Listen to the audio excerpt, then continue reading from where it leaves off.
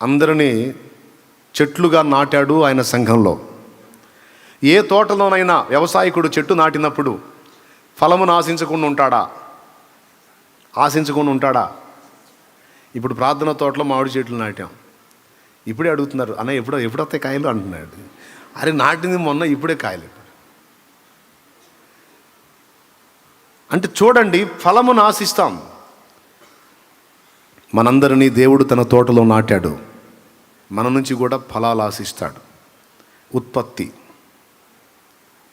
అలాగే ఒంటరిగా నాటబడిన వ్యక్తి ఒంటరిగా ఉండకూడదు. అనేక పండ్లు ఫలించాలి. పండ్లలో ఏముంటాయి? విత్తనాలు ఉంటాయి. ఆ విత్తనాలు నాటితే ఏమవుతుంది? అనేక చెట్లు వచ్చేస్తాయి.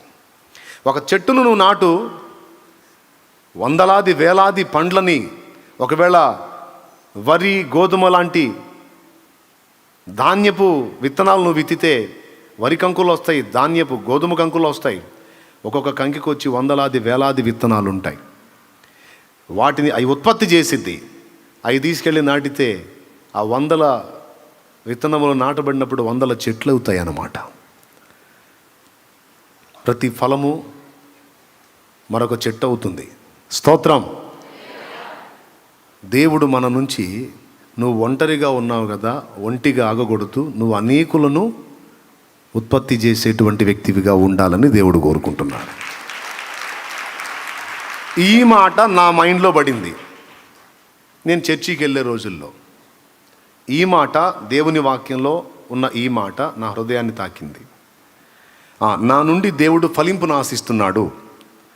నేను ఒంటిగా ఉండటం ఇష్టం లేదు ఆయనకి, నేను అనేకులుగా రూపాంతరం చెందాలి అని కోరుకుంటున్నాడు అనే విషయం నాకు అర్థమైంది. బ్రదరు, నీకు అర్థమైందా?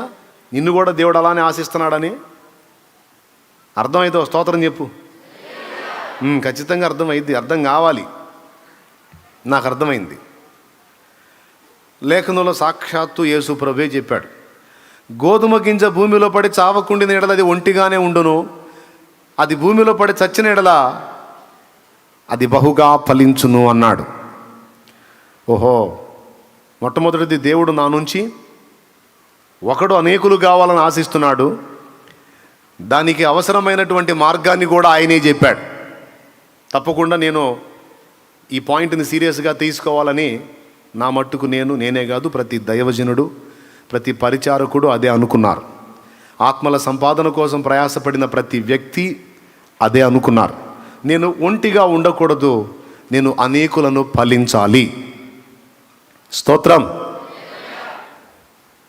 ఇది నా నుండి దేవుడు ఆశిస్తున్నాడు. ఓ చెట్టు అంటూ నాటితే కనీసం 100 పండ్లు రాకపోయినా కనీసం 10ల సంఖ్యలోనన్నా ఆశిస్తాంగా. మరి ఒక్క కాయ కూడా కాయపోతే మరి దరిద్రపు జన్మ కదా దాంది. ఏం జన్మ? మరి దరిద్రపు జన్మ. అంటే దీన్ని మీరు అర్థం చేసుకోండి. మరి ఒక్క ఆత్మనైనా మనం కాయలేనప్పుడు, ఒక ఆత్మనైనా మనం రక్షించలేనప్పుడు, ఒక ఆత్మనైనా మనం ప్రభావితం చేయలేనప్పుడు మన జన్మ ఎలాంటిదో కొంచెం మనం ప్రశ్నించుకోవాలి, ఎవరికి వాళ్ళు మంచి మనస్సాక్షితో. దేవునికి మహిమ. సో దేవుడు ఆశిస్తున్నాడు, ఫలించాలి. దానికి మార్గం చెప్పాడు. ఏం చేయాలంట? భూమిలో పడి అది చావకపోతే ఒంటరిగా ఉంటుంది, చస్తే ఫలిస్తుంది. దేవునికి మహిమ. ఒక విచిత్రమైన విషయం ఉంది ఇక్కడ. భూమిలో పడి జంటగా ఉంటుందా, ఒంటిగా ఉంటుందా? భూమిలో అంటే రహస్య ప్రదేశములో అది ఒంటరిగా మరణానుభవాన్ని పొందినప్పుడు దేవుని చేత ఆశీర్వదించబడి మొలకెత్తి అనేక మందిని చూపిస్తుంది, అనేక గింజల్ని చూపిస్తుంది. అది అలా రహస్యంగా ఒంటరిగా ఉండకుండా బయట రాళ్ళు రప్పలు మిగిలిన గింజలు మొక్కలతో పాటు అది కూడా అందరితో కలిసి ఉందనుకో, ఒంటరిగానే ఉంటుంది, ఒంటిగానే ఉంటుంది. ఏమైనా అర్థమైందని నేను చెప్పింది? రైట్. ఇక్కడ ఏం ఆశిస్తున్నాడు? 2 సంగతులు చెప్తున్నాడు. గోధుమ గింజ భూమిలో పడి చావకుండి నీడల ఒంటిగా ఉండును, చచ్చిన నీడల అది బహుగా ఫలించును అన్నాడు. ఇక్కడ మనం చదివిన మూలవాక్యంలో వారిలో ఒంటరి అయిన వాడు 1000 మంది అగును. స్తోత్రం. ఇక్కడ చూడండి, ఫలించాలనేది దేవుని ఆశ. ఆ ఫలం మనకు రావాలి అంటే మార్గం ఏంటో కూడా దేవుడే చెప్తున్నాడు. ఏమండి, ఎన్ని సంవత్సరాలు బతికాం భూమి మీద అన్నది కాదు చరిత్ర. ఎన్ని సంవత్సరాలు బతికాం భూమి మీద, పెద్దోళ్ళు అంటారు జోక్ ఒకటి, కాకిలా కలకాలం బతికే కంటే హంసలాగా అనేక మందిని ఆకర్షించే 6 నెలలు బతికితే చాలు. అలాంటి బతుకు 6 నెలలు చాలురా. అందరి చేత చీచి అనిపించుకునే కాకి బతుకు కలకాలం బతికితే మాత్రం ప్రయోజనం ఏంది అంటారు. అంటే ఏంటి? 10 మందికి ప్రయోజనకరంగా బ్రతుకు. లోకం చెప్పే సామెత. క్రీస్తు యేసునందు నేను మీకు చెప్పే మాట ఏంటంటే, ఎన్ని సంవత్సరాలు బ్రతికామన్నది కాదు, ఎలాంటి జీవితం జీవించాం. ఓకే, భూమి మీద మనం అంటూ పుట్టాం, కొంతకాలం బ్రతికాం, వెళ్ళిపోయాం. నువ్వు స్త్రీవి కావచ్చు, పురుషుడివి కావచ్చు, చదువు ఉన్నోడివి కావచ్చు, చదువు లేనోడివి కావచ్చు, చిన్నోడివి కావచ్చు, ముసలోడివి కావచ్చు, కుర్రోడివి కావచ్చు, నడి వయసుడివి కావచ్చు. ఒక మాట, నువ్వంటూ భూమి మీదకి వచ్చి వెళ్ళిపోయిన తర్వాత నీ చరిత్ర ఇతరులకు మాదిరికరంగా ఉందా, ఇతరులను ప్రభావితం చేసే విధంగా ఉందా లేదా అన్నది ప్రశ్న. నీకంటూ ఒక చిన్నపాటి చరిత్ర అయినా ఉందా? దాని గురించి చెప్పుకొని 10 మంది ఆదర్శం పొంది దీవించబడే అవకాశం ఏదన్నా ఉందా? అలాంటి బ్రతుకు నీకుందా లేదా? ఇది నా ప్రశ్న. దేవునికి స్తోత్రం. భూమి మీద మనం అంటూ ఉనికిలోకి వచ్చి కొంతకాలం మనుగడ సాగించి తిరిగి దేవుడు పిలుపందుకొని వెళ్ళిపోయిన తరువాత మన జీవిత చరిత్ర, మన బ్రతుకు, మనం ఉన్నప్పుడే కాదు మనం పోయినప్పుడు కూడా 10 మందికి ఆదర్శంగా ఉంటుంది. కొంతమంది భక్తుల జీవిత చరిత్రలో ఈరోజు మనం ఆదర్శంగా తీసుకున్నాం. వాళ్ళ చరిత్రలు, వాళ్ళ అనుభవాలను మనం మాట్లాడుకుంటున్నాం. బ్రతికుండి కొంతమందిని ప్రభావితం చేశారు. వాళ్ళు ప్రభు దగ్గరికి వెళ్ళిపోయి కూడా వాళ్ళ జీవిత సాక్ష్యం ద్వారా అనేకుల్ని ప్రభావితం చేస్తానే ఉన్నారు. ఇది భక్తులకు దేవుడిచ్చిన ఘనత. హల్లెలూయా. మనందరిలో, క్రీస్తు యేసునందు తిరిగి జన్మించిన మనందరిలో ఈ ఆలోచన ఉండాలి. నన్ను దేవుడు రక్షించుకున్నాడు, ఈరోజు నేను తిరిగి జన్మించాను, క్రొత్త జన్మానుభవంలోకి వచ్చాను, నేను దేవుని సంబంధిని, దేవుని కొడుకుని, దేవుని కూతుర్ని. నా నుండి దేవుడు పరిశుద్ధత అనే ఫలమే కాదు, నా వంటి కొంతమంది వ్యక్తులను దేవుడు నా నుండి ఆశిస్తున్నాడు, చూడాలని కోరుకుంటున్నాడు. నేను ఆత్మలను ఫలించాలి. అక్క, ఒకసారి పక్కన వాళ్ళని చూడండి, ఒకసారి ఒకళ్ళ మొక్కలు ఒకళ్ళు చూసుకోండి, వందనాలు చెప్పుకోండి. కరోనా ఏం లేదుగా, చేతులు కలపండి, ప్రైజ్ లార్డ్ చెప్పండి. కరోనా వచ్చినప్పుడు చూద్దాం, ఏమన్నా ఉంటే చేతులు కలపండి, పలకరించండి. అక్క బాగున్నావా, బతికే ఉన్నావా, నీవు ఇంక నువ్వు సజీవంగానే ఉన్నావా, పలకరించండి. పలకరించాడా? రైట్, అందరూ సజీవులే కదా, దేవునికి మహిమ. ఎక్కడొచ్చి ఆగాం? అదే అక్కడే ఆగాం. నా నుంచి దేవుడు ఆశిస్తున్నాడు కనుక నేను ఫలించాలి. నాదంటూ ఒక జీవితాన్ని దేవుడు ఉనికిలోకి తెచ్చాడు కనుక ఒక చరిత్ర ఉండాలి. వందలాది, వేలాది, లక్షలాది మందికి అది ఆదర్శం కాకపోయినా కనీసం పట్టుమని 10 మందికైనా అది మాదిరిగా ఉండాలి. అలాంటి బ్రతికే నేను బ్రతకాలి అనే తీర్మానం రావాలి.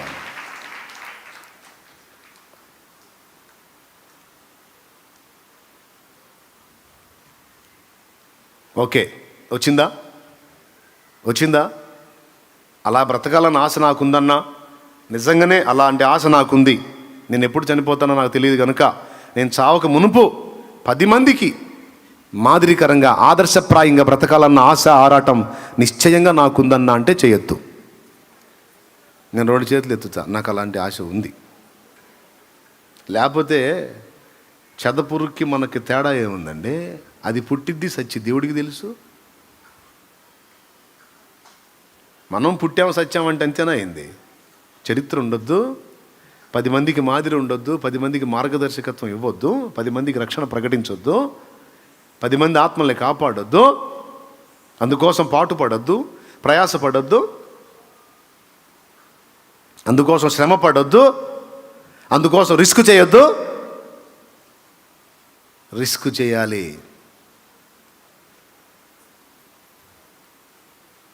దేవునికి మహిమ.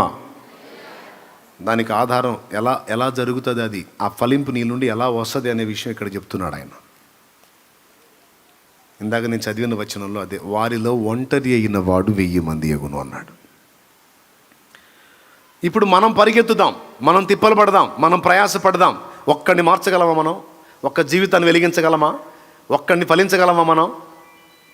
ఇటు పరిశుద్ధ జీవితమైనా సాధ్యం కాదు, ఒక ఆత్మని ఫలించాలన్నా మనకు సాధ్యం కాదు. ఈ 2 కార్యాల కొరకు దేవుడే శక్తినివ్వాలి.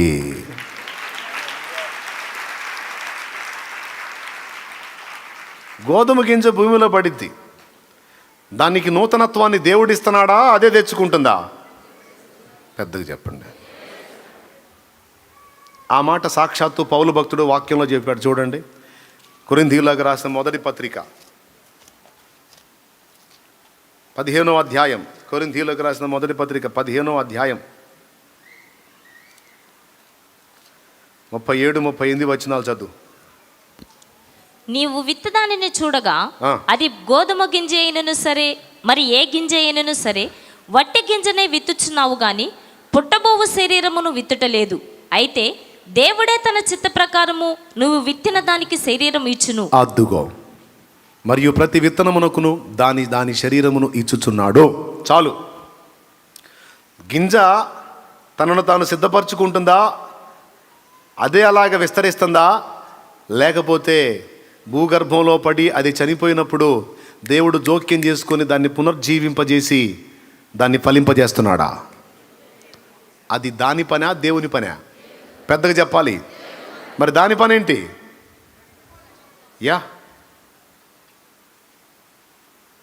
దాని పని కూడా ఒకటి ఉంది. గోధుమకి నేలలో పడి సృష్టికర్తకు తనను తాను అప్పగించుకోవాలి. ఇక్కడ పరిశుద్ధతను ఫలించాలన్నా, ఆత్మలను ఫలించాలన్నా, మరి ఏ విధమైన ఫలం నీ నుండి రావాలన్నా, అది నీ ఓన్గా, నీ సొంతంగా, నీ వల్ల ఏది కాదు. దానికి దేవుడే జోక్యం చేసుకోవాలి. దానికోసం ఏమంటున్నాడంటే, నువ్వు ఒంటరి అయిపో అంటున్నాడు. అది పరిష్కారం. అయిపోయింది మెసేజ్. ఏంది అనలేదేంది, మీరు అన్నారా? దానికోసం ఏం చేయాలి అంటే, ఆ ఫలాలు నీ నుండి రావాలి అంటే దేవుడే చెప్తున్నాడు, ఒంటరి అయిపో నువ్వు అంటున్నాడు. ఇప్పుడు ఆల్రెడీ అదే కండిషన్లో ఉన్నానులే అంటారా? కొంతమంది, అనేక మందిలో ఉన్నారు. దేవుడు అంటున్నాడు, నువ్వు ఒంటరి అయిపో.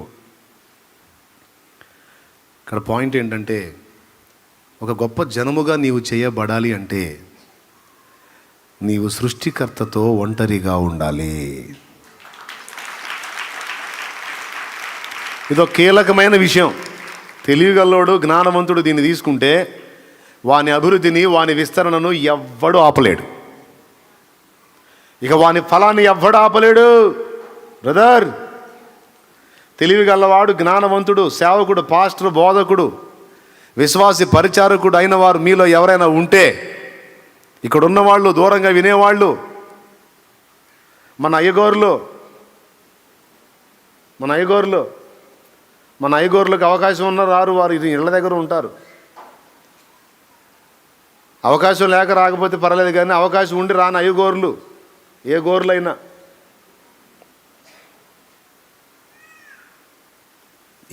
ఈ ప్రాముఖ్యమైన మాటను తీసుకుంటేనే నీ జన్మ సార్థకం అవుతుంది. నువ్వు గొప్ప ఫలాన్ని ఫలించగలుగుతావు.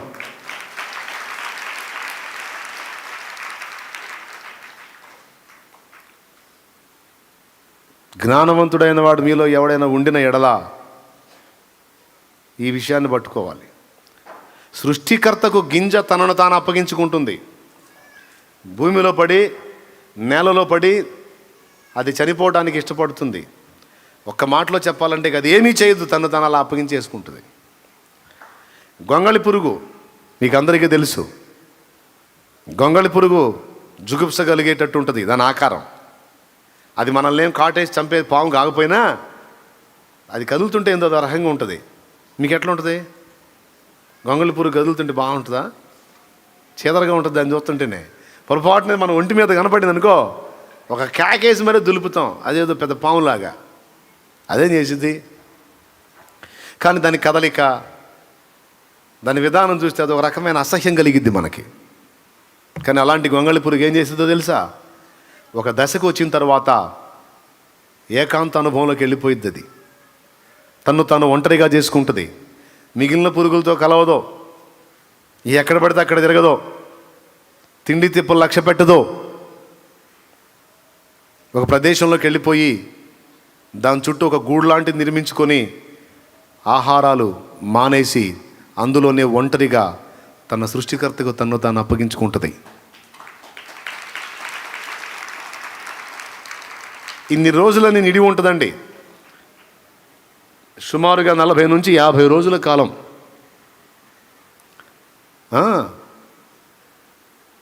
పైనే అది ఆ ప్రదేశంలో ఉంటుంది. ఇక అటు ఇటు తిరగదు. సృష్టికర్తకు తను తాను అప్పగించుకొని అలాగుండిపోయింది అది ఒంటరిగా. ఇక మిగిలిన గొంగళి పురుగులతో పరిచయం లేదు, ఇక దేంతో గలవదు, సింగిల్. ఇక సృష్టికర్త అయిన దేవుడు అదే రహస్యంలోకి వెళ్ళిపోయిద్ది. స్తోత్రం.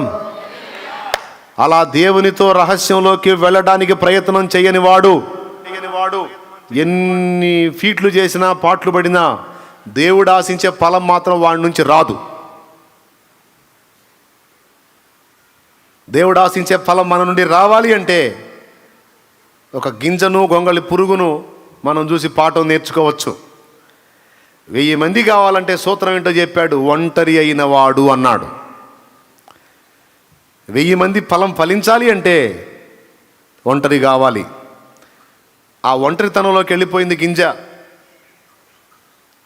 ఇక దాని సమర్పణను దేవుడు చూశాడు. మృత స్థితిలోకి వెళ్ళిపోయింది. ఇక దాని స్వయం నిర్ణయం ఏమి లేదు, దాని పెత్తనం ఏమి లేదు. సృష్టికర్త నీ చిత్తం అన్నది.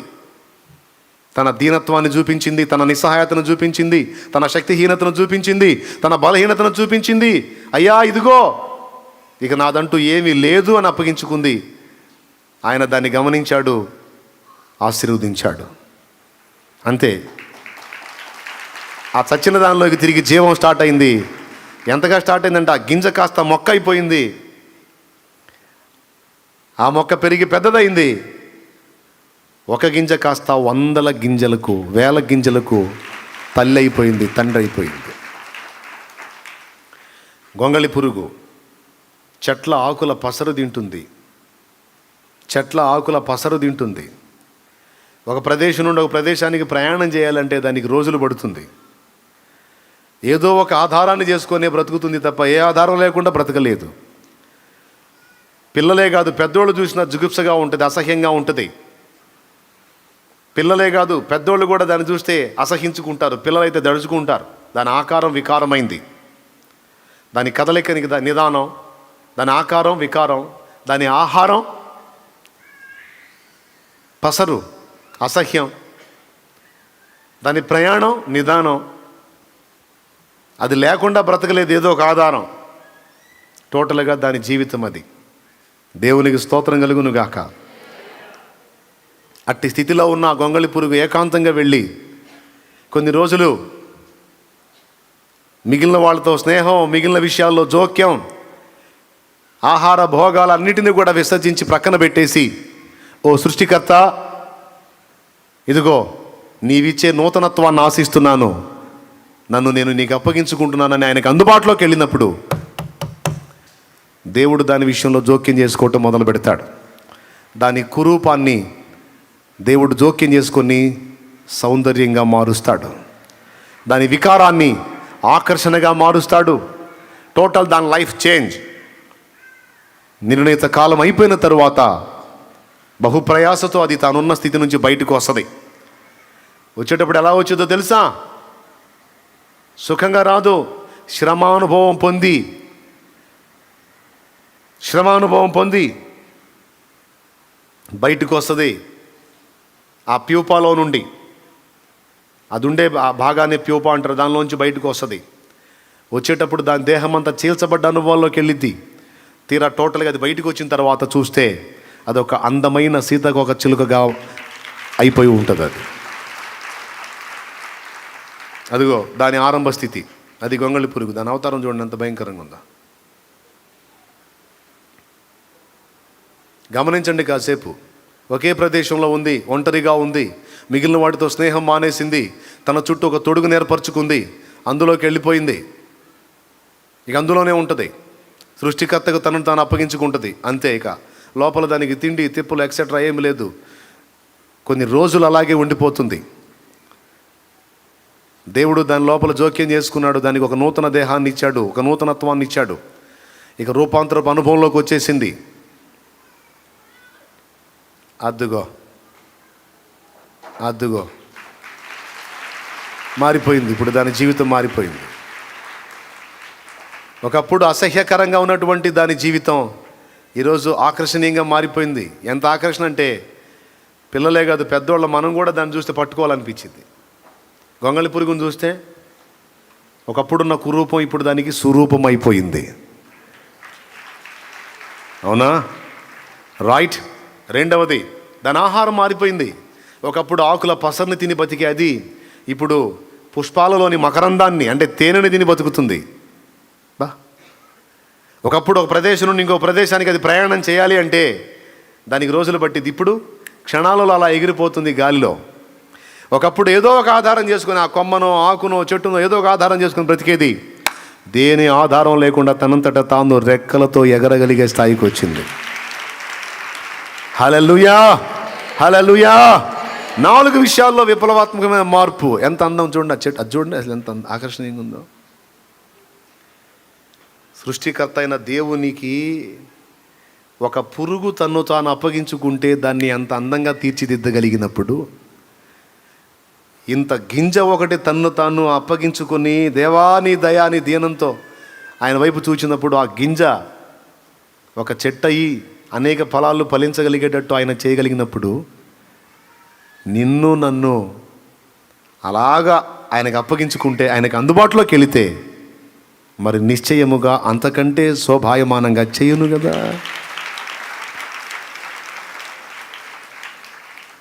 ఈ 60వ అధ్యాయము, యెషయా 60వ అధ్యాయము ముగింపులో కదా ఈ వచనాలు ఉన్నాయి.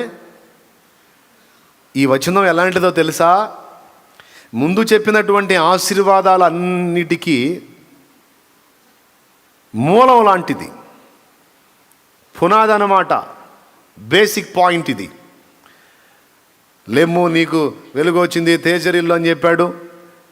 నిన్ను శాశ్వత శోభాతిశయముగాను బహుతరములకు సంతోషకారణంగా చేస్తానన్నాడు. నీ దుఃఖ దినాలు సమాప్తం అవుతాయి అన్నాడు. నిన్ను వెలుగుగా నియమించి ఉన్నానన్నాడు. నీ సూర్యుడికి అస్తమించడు, నీ చంద్రుడు క్షీణింపడు, యెహోవాయే నీకు నిత్యమైన వెలుగుగా ఉండునన్నాడు. కుప్పల తెప్పల ఆశీర్వాదాలు ఉన్నాయి అందులో. ఈ ఆశీర్వాదాలన్నీ నీకు వస్తాయి అని అన్నీ చెప్పుకుంటూ చివరికి వచ్చి చివరిలో బేసిక్ పాయింట్ చెప్తున్నాడు. ఇవన్నీ నీకు లభించినట్లు నీవేం కావాల్సి ఉంది? నా తమ్ముడా, చెల్లి, అన్నా, అక్క, నీ ఫలము అది భౌతికమైందైనా ఆత్మ సంబంధమైందైనా ఫలింపు రహస్యమంతా ఆయన చేతుల్లో ఉంది. అందుకు కావాల్సిన శక్తిని, జ్ఞానమును, అభిషేకమును, ఆ ప్రభావమును నీకు ధరింపజేయువాడు ఆయనే. మరి నువ్వేం చేయాలి? నీ ఒక్కడివి అనేకులగునట్లు సృష్టికర్తకు నువ్వు అందుబాటులోకి వెళ్ళాలి. సహజంగా ఒంటరితనం ఒక విషాదకరం. ఒంటరి జీవితంలో ఉండేవాళ్ళు ఎంతో ఏడుస్తూ ఉంటారు. అందరు కుటుంబాలుగా బ్రతుకుతుంటే, దేవుడా నాకెందుకు ఈ ఒంటరితనం అని ఈ ఒంటరితనానికి గురైనటువంటి వాళ్ళు కొంతమంది ఆత్మహత్యలు కూడా చేసుకుంటారు. ఆత్మహత్య ప్రయత్నాలు చేస్తారు. ఎందుకంటే నాకెవరూ లేరు, నా బ్రతుకు అర్థం లేదు, నేను ఎందుకు బతకాలి అని ఊపిరి తీసుకోవటానికి ఇష్టపడతారు. అయితే ఒక్క మాట, నిజంగా ఒంటరితనం బాధాకరమే. ఏ బాధ వచ్చినా పట్టించుకునే దిక్కు లేనప్పుడు, ఇక మనిషి బ్రతకటమే వేస్ట్ అనుకుంటాడు. సంఘజీవి కదా మనిషి. అయితే ఒక్క మాట నన్ను చెప్పనీయండి. లోకంలో ఒంటరితనం ఒక విషాదకరం, కానీ దేవునితో ఒంటరితనం ఒక అద్భుతమైన అనుభవం. నేను ఒంటరి కత్తెను, ఒంటరిగాడిని అనుకున్న వ్యక్తుల జీవితంలోకి దేవుణ్ణి అనుమతించారనుకో, సోదరుడా సోదరి, నీ ఏకాంతంలోకి నా యేసును స్వాగతించావనుకో, ఆ ఏకాంతం నీకు ఎంత సౌందర్యవంతంగా మారిపోతుందంటే ఇక అది వర్ణనాతీతం. విచిత్రం చెప్పనా, ఇప్పటికే అనేక లింకుల్లో బందీలైపోయిన వాళ్ళ నుంచి దేవుడు ఆశిస్తున్నాడు. చాలా చట్టాల్లో బిగుసుకుపోయావు, గుంపులో నుండి బయటికి రావటల్లా, కొద్దిగా నాకు టైం ఇస్తావా, కొద్దిగా నాతో ఒంటరిగా సమయం గడుపుతావా? బైబిల్ మొత్తం తిరగేసుకొని చూడండి, యేసయ్యతో సహా మొత్తం తిరగేసుకొని చూడండి, యేసయ్యతో సహా ఫలింపు రహస్యమంతా ఒంటరితనంలోనే ఉంది. ఏ ఒంటరితనం? తండ్రితో ఉన్న ఒంటరితనం, తండ్రితో ఒంటరిగా. ఓకేనా? ఎంతమంది భక్తులు చెబుతారో చెప్పండి. నోవాహు, హనోకు, దగ్గర నుంచి రాయిక అబ్రహాము ఒంటరిగా పయనమయ్యాడు, భార్యను తీసుకొని. లోతు వెంటబడ్డాడు, లేకపోతే సింగిల్కి వెళ్ళిపోయేవాడు. సారా కూడా రానంటే ఒక్కడైనా వెళ్ళిపోయేవాడే అబ్రహాం. ఎందుకంటే దేవుడు చెప్పాడు, దేవునితో ఒంటరిగా పయనం. యాకోబును మీరు చూసారా? యాకోబుని ఎన్నిక లేనివాడు. వాస్తవానికి ఎన్నిక చేశాడు దేవుడు యాకోబుని, కానీ చివరికి యాకోబు జీవితం ఎలా అయిపోయిందంటే, అక్కడ అత్తగారింటికాడ జల్లాల, ఇక్కడ పుట్టింటికాడ జల్లల. ఇక్కడ డేంజర్ అయిపోయింది, అక్కడ డేంజర్ అయిపోయింది. చెల్లలేదంటే ప్రతికూలతలు వచ్చేసినాయి. చివరికి ఎక్కడా ప్లేస్ లేకుండా అయిపోయింది, ఆదరణ లేకుండా అయిపోయింది. తన పెద్ద కుటుంబంతో ఒంటరిగా అయిపోయాడు.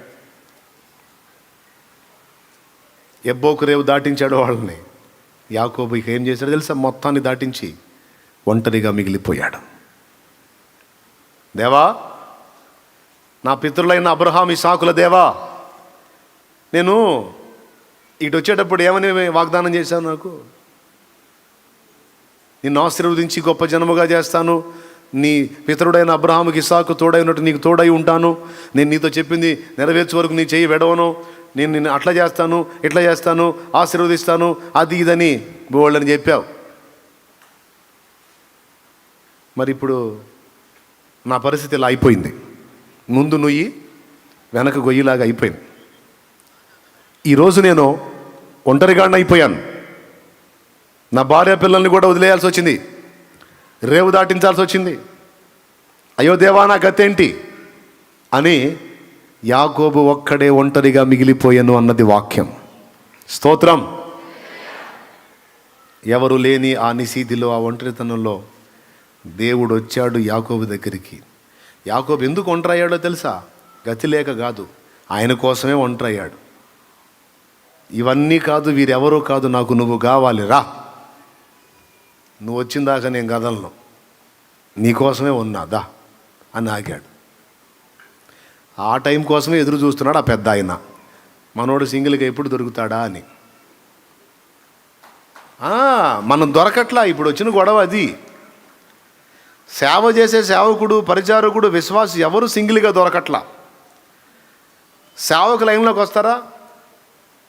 పట్టుమని కాసేపు దేవుని దగ్గర ఉండి, కొద్ది రోజులు దేవుని దగ్గర గడిపి, కాస్త ఆయన ఉపదేశం పొంది, కాస్త ప్రార్థనలో గడిపి, కాసేపు కొంతకాలం, ఓ 10 రోజులో, ఒక 20 రోజులో, ఓ 30 రోజులో, ఓ 40 రోజులో, కొద్ది రోజులు నేను నా ప్రభు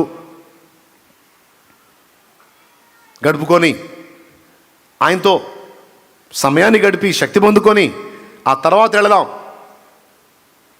అనుకునేవాళ్ళు ఎంతమంది? ఈ ముఖ్యమైన విషయాన్ని పక్కన పెట్టి పరిగెత్తుతూ ఉంటారు. పొద్దున్న లేచిన దగ్గర నుంచి సాయంత్రం దాకా పరిగెత్తుతా ఉంటారు.